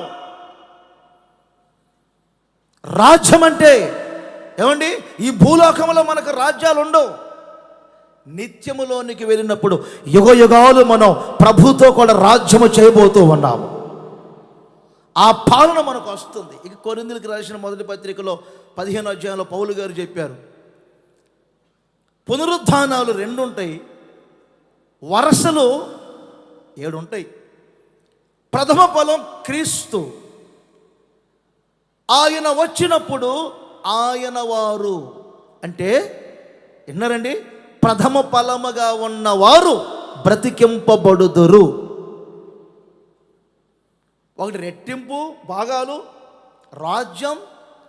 పునరుద్ధానములో ఎత్తబడేది ఎవరంటే విన్నారండి, నామకార్థపు ఆచారాల్లో ఉండేవారు కాదు, మత కట్ల మధ్యలో నలిగిపోయేవారు కాదు, క్రైస్తవ్యమని చెప్పుకుంటూ ఇంకా లోకముతో ముడిపడినవారు కాదు, ఆచారాల ముసుగులు నలిగిపోయే క్రైస్తవ్యం కాదు. క్రైస్తవ్యమని చెప్పుకుంటూ అలవాట్లు మానుకోకుండా లోక సంబంధమైన వాటి వైపు ఆకర్షితులై ఏది క్రైస్తవ్యమో ఏది లోకమో అర్థం కాని పరిస్థితుల మధ్యలో నడుస్తుంది ఈ రోజున. ఈ శ్లోక సంబంధమైన కార్యక్రమాల వరకు ఏమండి ఆకర్షితులు అవుతున్నారు. యుగ సంబంధమైన దేవత అయిన సాతాను కూడా మీరు గుర్తించండి, ఈ లోకరాజ్య మహిమలే చూపిస్తున్నాడు. ఆ రోజున యేసుక్రీస్తుకు చూపించినట్లు యేసుక్రీస్తు ఆ రోజున లోకరాజ్య మహిమలు చూడలేదు, స్వకీయ మహిమలు చూడలేదు. కానీ ఈ రోజున క్రైస్తవ్యం, నేను యేసు రక్తముతో కడగబడిన వ్యక్తినే, త్రాగొచ్చా, పేకాటాడొచ్చా, డ్రగ్స్కు గురవచ్చా. కొన్ని సంఘ ఆరాధనలు చూస్తే అది సంఘమా క్లబ్ అర్థం కావట్లేదు,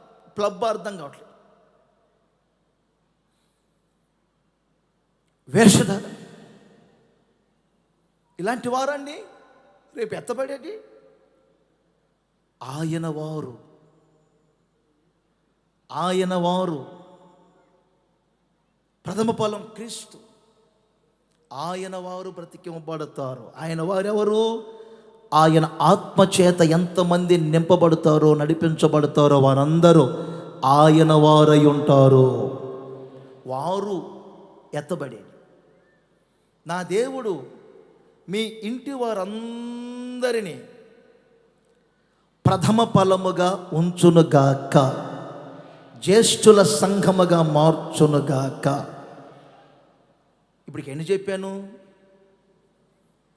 4 విషయాలు చెప్పాను. ఒక 2 రెఫరెన్స్లు ఇస్తాను. అని బుక్ అంతా రాశారా? రాయండి, తప్పే ఉంది. ముగిస్తాను. వివరించను, ఒక్క మాట మాత్రం చెప్తాను. అపోస్తుల కార్యం 10వ అధ్యాయం 2వ వచనములో అసలు చూడాల్సిన అవసరం కూడా లేదు, రోజు బైబిల్ చదివేవారికి. తన ఇంటి వారందరితో కూడా దేవుని యందు భయభక్తులు గలవాడు. చెప్పండి, తన ఇంటి వారందరితో కూడా దేవుని యందు భయభక్తి. అంటే ఇంటి వారందరూ ఇప్పుడు భయభక్తి.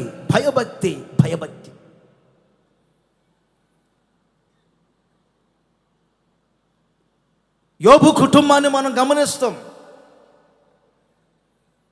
యోబు చెడుతనాన్ని విసర్జించాడు. ఎంత మంచి కుటుంబం అండి, యథార్థపరుడు, న్యాయవంతుడు. అంతేనా? చెప్పండి. దేవుని యందు భయభక్తులు గలవాడు.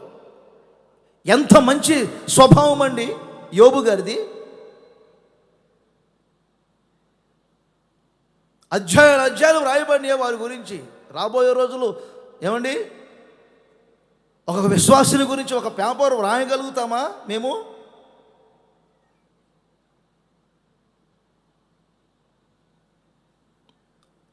పోనీ యోబుతోనే ఆగింది అది. మొదటి అధ్యాయం 5వ వచనం తెలుసు కదా మనకు. ప్రతిరోజు అరుణోదయమున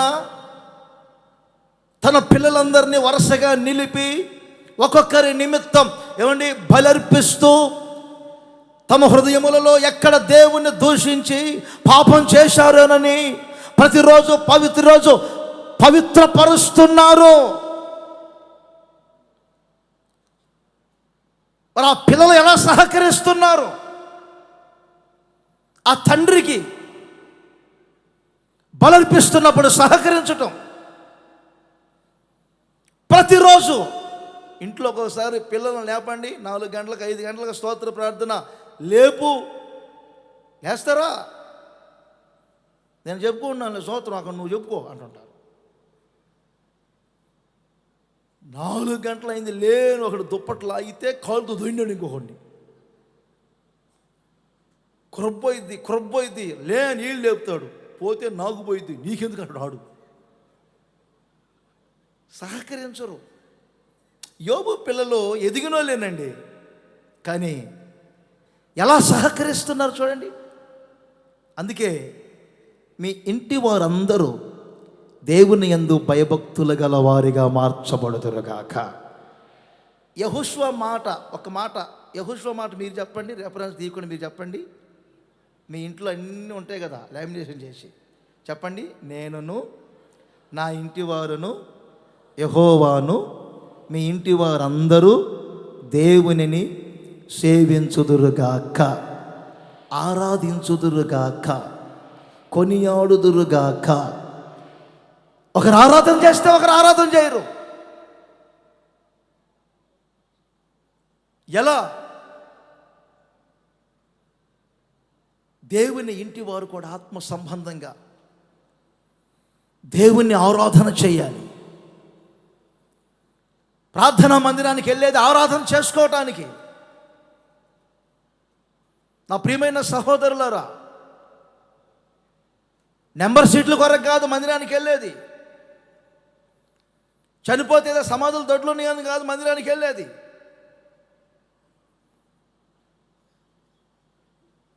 కులాపేక్షతో కాదు, వర్గాన్ని అగపరుచుకోవడానికి కాదు మందిరానికి వెళ్ళేది. మందిరానికి ఎందుకు వెళ్ళాలి? రాత్రి చెప్పారు గుర్తుందా, ఒక మంత్రి గారు బహుదూరం ప్రయాణం చేసి యెరూషలేముకు వచ్చారు. ఎందుకో తెలుసండి? దేవునిని ఆరాధన చేసుకోవటానికి. చాలామంది ఆరాధన చేస్తారు శరీరాలను ఆస్పదం చేసుకొని. స్వేచ్ఛారాధనలు ఉన్నాయి, దేవదూత ఆరాధనలు ఉన్నాయి. ప్రతిదీ ఆరాధన అనుకోబాకండి. మందిరం కడితే ఆరాధన అనుకోబాకండి. మిమ్ములను ప్రభు వైపు నడిపిస్తున్నారో, ఆరాధనలో లీనమైపోతున్నారో. సమరయ స్త్రీతో యేసు ప్రభు చెప్పారు, యథార్థముగా ఆరాధించేవారు పర్వతాల మీద కాదు, యెరూషలేములో కాదు, ఆత్మలోనే ఆరాధన ప్రారంభం కావాలి. ఆత్మలో దేవుణ్ణి ఆరాధిస్తున్నప్పుడు ఆయనను మనం ఒప్పుకోవాలి, ఆయన గొప్పతనాన్ని అగపరచాలి. సంపూర్ణ సిద్ధి కలగజేయు ఆరాధన. ఆమేన్. చెప్పండి, నా నోటి మాట మీరు కూడా అనండి. సంపూర్ణ సిద్ధి కలగజేయు ఆరాధన. ఇంకొకసారి అనండి, ఏ ఆరాధన? ఏ ఆరాధన? సంపూర్ణ సిద్ధి కలగజేయు. కొత్త నిబంధనలో ఉంది ఈ మాట, ఎబ్రీ పత్రిక. అందుకే చెప్తున్నా, ఆరాధన అంటే ఏదో కాసేపు వెళ్ళాము, చప్పట్లు కొట్టాము, అకౌంట్ నెంబర్ పెట్టారు, కొట్టాము గూగుల్ పేలో, కొట్టాము ఫోన్పేలో, అయిపోయింది, స్కాన్ అయిపోయింది, పోయింది. ఇంకేం పోయింది? బ్యాలెన్స్ పోయింది, అయిపోయింది.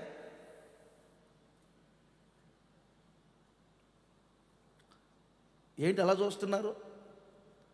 కాలేటప్పుడు కట్టి వచ్చింది, గుంట ఉంటుంది. తెలియట్లా చాలామందికి ఆరాధన విధానాలే తెలియట్లేదు. ఆరాధన అంటే ఏమిటి, ఆరాధన విధానాలు ఎలా ఉండాలి అర్థం కావట్లేదు. అందుకే మీరును మీ ఇంటి వారును యథార్థముగా సంపూర్ణ సిద్ధి కలగజేయు ఆరాధనకు అర్హులుగా మార్చబడుదురుగాక.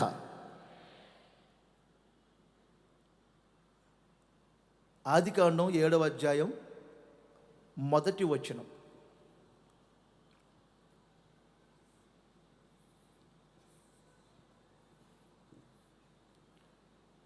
ఆఖరి మాట,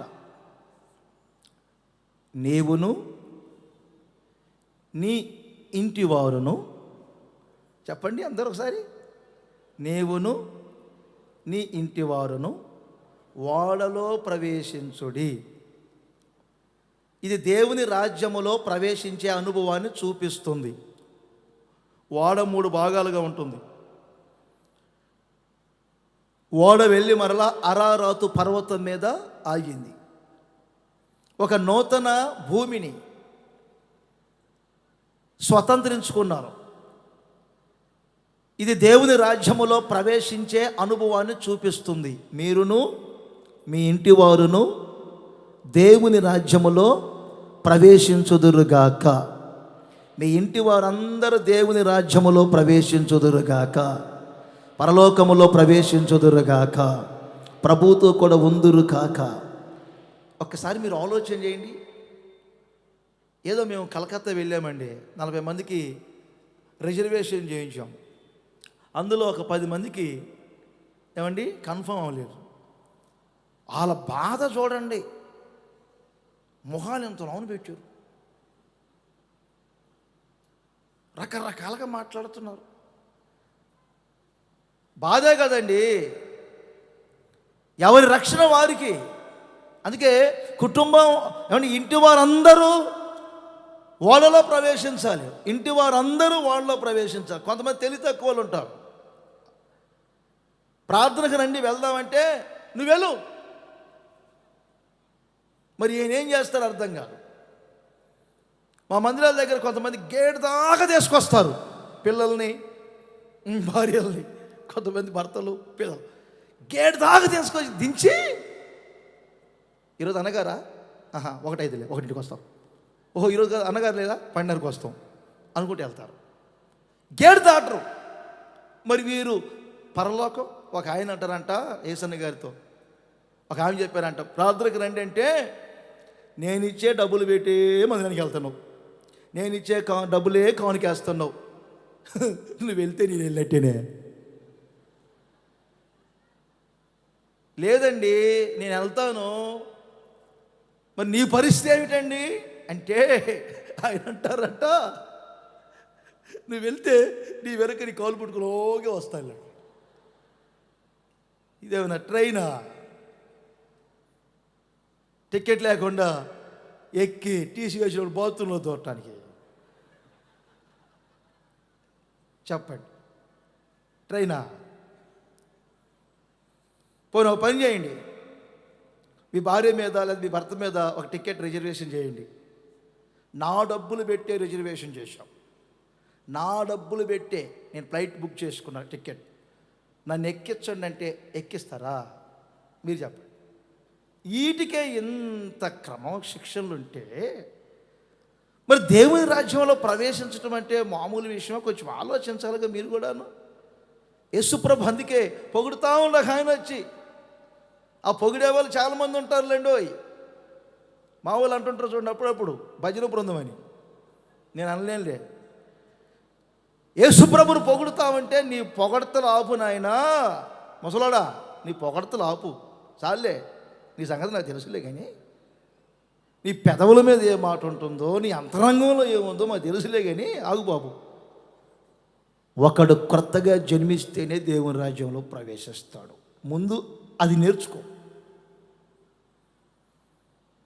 నా ప్రియమైన సహోదరులదే వచ్చాము, వెళ్ళాము, సేవకులతో ఉన్నాము, కొంచెం అభిమానం, కానుకలు ఇచ్చాము, అది కాదండి. మా ప్రార్థన ఒకటే, మీరందరూ, మీ ఇంటి వారందరూ నోవహు ఇంటి వారు ఓడలో ప్రవేశించినట్లుగా మనమందరం ఒక రోజున దేవుని రాజ్యంలో ప్రవేశించాలి. దేవుని రాజ్యంలో ప్రవేశించాలి. అందరు చేతులు పైకి ఎత్తారా? నేను 7 మాటలు మీ మీద ఉచ్చరించబోతున్నాను. ఒక చిన్న మాటలే. అందరు చేతులు పైకి ఎత్తండి. మీ ఇంటి వారందరిని ప్రభువు ఆశీర్వదించునుగాక. మీ ఇంటి వారందరూ దేవుని యందు విశ్వాసం ఉంచుదురుగాక. మీ ఇంటి వారందరూ రక్షణ పొందుదురుగాక. మీ ఇంటి వారందరూ ప్రథమ ఫలముగా ఉందురుగాక. మీ ఇంటి వారందరూ దేవుని యందు భయభక్తులు గలవారిగా జీవించుదురుగాక. మీ ఇంటి వారందరూ దేవుణ్ణి ఆరాధించుదురుగాక. ఇంటి వారందరూ దేవుని రాజ్యములో ప్రవేశించుదురుగాక. అందరూ లేచి నిలబడండి. కాసేపు ప్రార్థనలో గడుపుదాం. దేవుణ్ణి స్తుతించుకుందాం. దేవుణ్ణి ఆరాధన చేసుకుందాం. చాలాసేపటి నుంచి కూర్చున్నారు. అందరూ లేచి నిలబడండి. కళ్ళు మూయండి. చేతులు పైకెత్తండి. ఈ మాటలన్నిటినీ ప్రభు మీ హృదయములలో స్థిరపరుచునుగాక.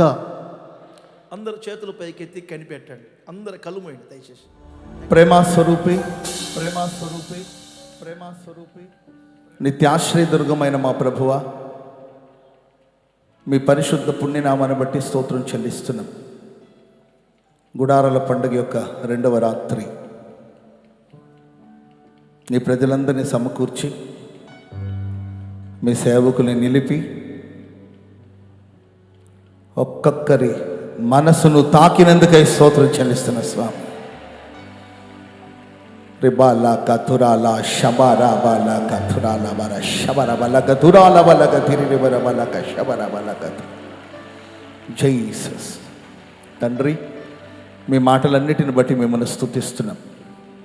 మేము మాత్రమే కాదు ప్రభు, మేమును మా కుటుంబాలను, మేమును మా ఇంటి వారును ఆశీర్వదించబడినట్లుగా ప్రభువా, మీరు ఘనకార్యాలు చేసే దేవుడు. మీ సేవకుల్ని నిలిపి ఇంటి వారందరూ ఆశీర్వదించబడతారని, ఇంటి వారందరికీ విశ్వాసం కలుగుతుందని, ఇంటి వారందరూ రక్షణ పొందుతారని, ఇంటి వారందరూ ఆనందించాలని, ఇంటి వారందరూ ఆరాధించాలని, ఇంటి వారందరూ ఓడలోనికి చేర్చబడాలని ప్రభువా, ఇంటి వారు ప్రథమ ఫలముగా నీ రాకడలో ఎత్తబడాలని మీరు సెలవిచ్చిన మాటలన్నిటిని బట్టి స్తోత్రం చెల్లిస్తున్నాం. ప్రభు, ఈ ఆవరణలో అడుగుపెట్టిన ఏ ఒక్కరూ నష్టపోకూడదు. ఏ ఒక్క కుటుంబం కూడా వ్యర్థమైపోకూడదు స్వామి. ఒక్కొక్క కుటుంబం మీదకి మీరు దిగి వచ్చినందుకై స్తోత్రం చెల్లిస్తున్న స్వామి. ప్రతి కుటుంబాన్ని దర్శించినందుకై స్తోత్రం. కుటుంబ సమేతంగా నేను ఆరాధించే భాగ్యాన్ని ప్రసాదించమని ప్రార్థిస్తున్నాం. మహిమతో మీరు ప్రత్యక్షమైనప్పుడు ఏ ఒక్కరు విడవబడకుండా కుటుంబాలుగా నీ సన్నిధిలో కనబడినట్లుగా కార్యాలు చేయమని ప్రార్థిస్తున్నాం. దానికి కావలసిన కృప దయచండి, ఏర్పాటును అనుగ్రహించండి, విశ్వాసాన్ని ప్రసాదించండి, సమర్పణను ప్రసాదించమని ప్రార్థిస్తున్నాం. ప్రభువా, నీ మాటలు ఏమాత్రం వ్యర్థమైపోదు. వాగ్దానాలన్నిటిని మీరు నెరవేర్చే దేవుడు స్వామి. ఎందరైతే నీ మాటలు విన్నారో వాళ్ళందరి జీవితాల్లో ఈ వాగ్దానాలన్నీ నెరవేర్చబడునుగాక.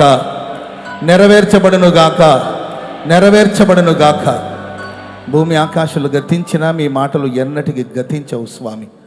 ప్రభు, మీ సేవకుల నోట తండ్రి మీరు ప్రేరేపించి అందించిన మాటలన్నిటిని బట్టి మిమ్మల్ని స్తుతిస్తున్నాం.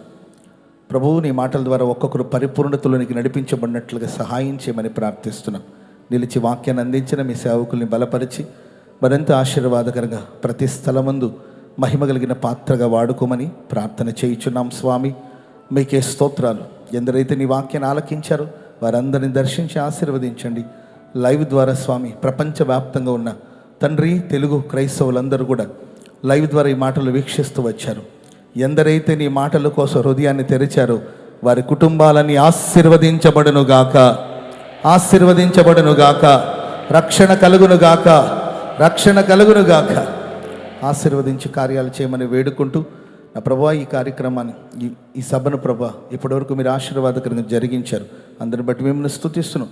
రేపటి రోజు జరిగే కూడికను, ఆ తర్వాత రోజు కూడికను కూడా మీరు జయకరంగా జరిగించి ఈ గుడారాల పండుగ ద్వారా పరిపూర్ణంగా మీరు మాత్రమే మహిమను పొందమని ఘనత మహిమ ప్రభావాలు మీకే ఆరోపిస్తూ యేసు నామాన ప్రార్థన చేసి అడిగి వేడుకుంటున్నాం తండ్రి.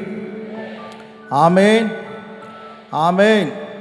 మన ప్రభు అయిన యేసుక్రీస్తు వారి కృప, తండ్రి అయిన దేవుని ప్రేమ, పరిశుద్ధాత్మ దేవుని సన్నిధి, సహవాసము, సమాధానం ఇప్పుడును ఎల్లప్పుడును కూడి వచ్చిన మనకును సకల కోటి పరిశుద్ధులకును కుటుంబ సమేతంగా ఆశీర్వదించబడాలని ఆశించిన ప్రతి వారికి సదాకాలం తోడియుండి నడిపించునుగాక.